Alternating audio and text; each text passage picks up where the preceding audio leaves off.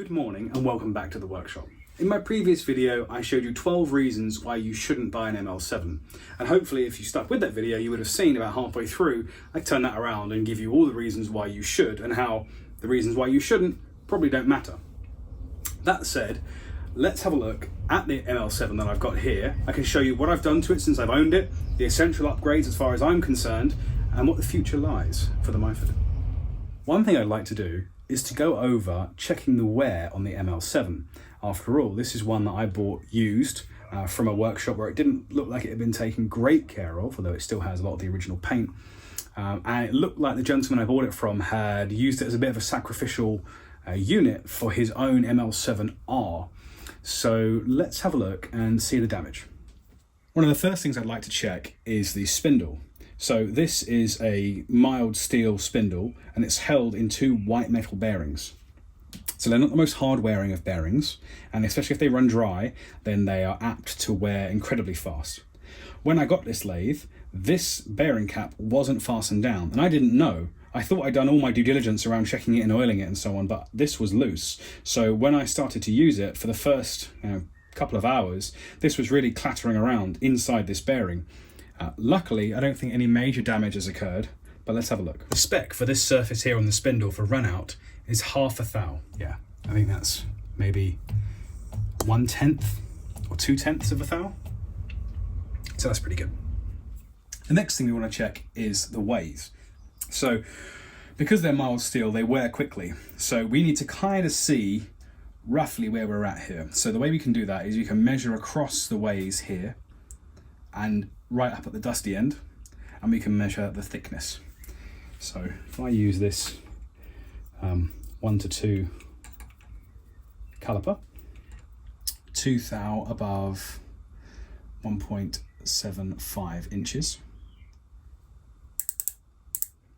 We've got 3 thou over 1 3/4 inches. So we've worn about a thou along the length down that way by the chuck.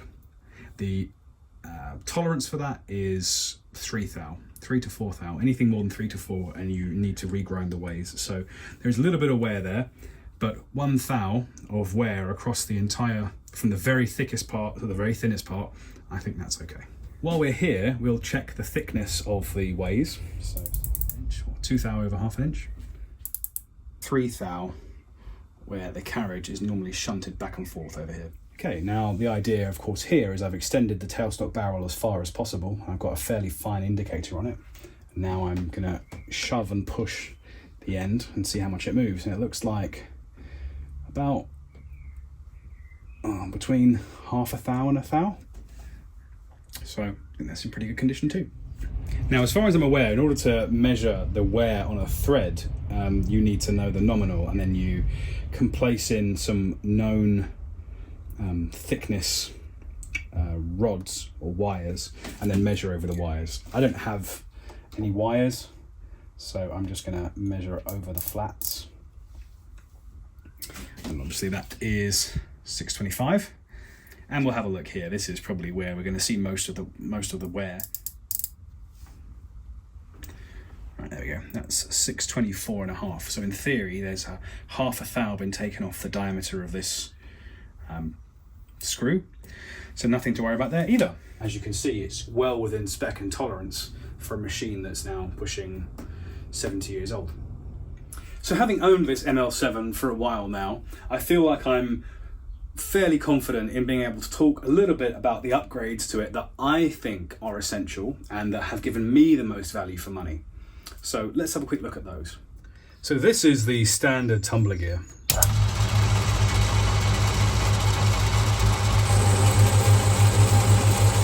Not a bad finish at all, really. That's about 10 thou depth of cut.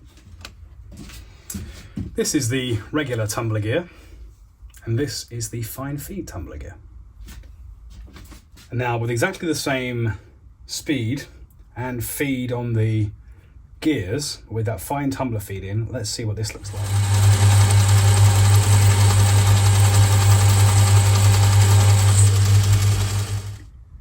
That is a fantastic finish.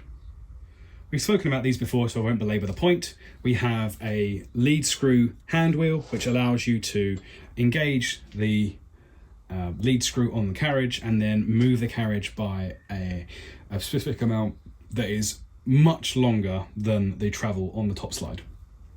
The thread pitch indicator here is obviously essential for screw cutting.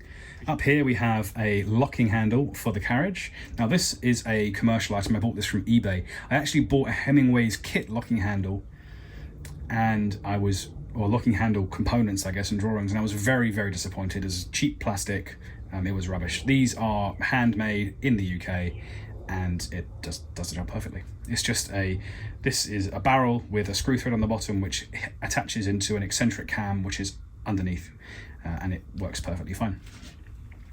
And this is a 4-way tool post. So the original tool post is called the cloven hoof or something. It's literally just like a clam shell type thing that holds down on top of one tool, and if you want to change tools you actually have to unscrew the whole thing, slide the tool out, repack it and so on. This one is a standard issue 4-way tool post. It doesn't actually lock perfectly at right angles for some reason. I'm sure I've got to figure that one out. Maybe I've got to mess around with some of these screws or something, but it does rotate and it's effectively indexable, but not really. But this is perfect. I have had no need whatsoever to go with a quick change tool post. I don't know who these people are that need to change their tools 25 times per operation. I'm just using 8mm or 5/16. Is that 8mm? Yeah. I think it's 5/16 tooling, high-speed seal blanks, just grinding them up and using them, and it's totally fine. This cute little cut-off tool is one that I've been using, and I can part off under power, not under power, obviously not with a power cross slide, but part off without being in back gear. And I've tried it. Everything I've tried so far has been successful with this.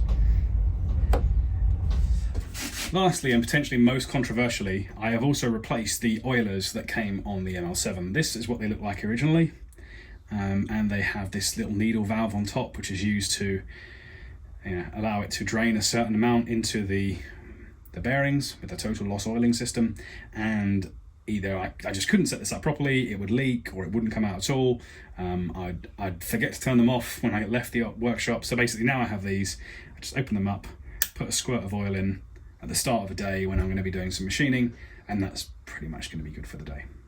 These are 3-jaw chucks, which I'm sure you've seen before. This is the one that came with it. It's the Bernard chuck, and it has a extended back plate. And this is also a Bernard chuck, but of a different variety. And you can see it doesn't have a back plate as such, as the thread is recessed into the back of the chuck itself. So there's less overhang, more low profile, more rigidity, and it just works perfectly. So if you have a chance, I'd choose this chuck, although I don't think you'll probably get that choice when you buy your ML7. This is the 4-jaw that I use. It's another Bernard 4-jaw chuck with the Myford thread on the back. There's nothing special about it other than just it's a fantastic chuck. No problems at all, use it all the time. There is a rear parting tool post here. So this fits into the back of the cross slide and allows you to part off in return. And I've never had any problems with it, but now having kind of mastered the normal cut off parting off blade in the normal position, I just don't tend to use this very much at all, so I wouldn't recommend it. There's various Morse taper tooling here that I'm sure you've all seen before. Just want to point out these collets again. They are super expensive for what you get, but they're really nice, and they're super low profile. When they're in the spindle, you've got loads of room around you, and it feels nice and safe to machine with them. And so that kind of covers what I think are the essential points about the lathe. You need to check the wear. You need to have some of the accessories, I think, that I've mentioned, and you're good to go for the races. I didn't mention quite a few other things, like the vertical slides and the milling vices that you can put onto the top slide. I don't do that enough for that to be relevant. I did when I didn't have a mill, but now I have a mill. There's just no need for it at all. And I have drive plates and face plates and so on, which are super handy when you need them in a specific situation, but actually not that useful the rest of the time.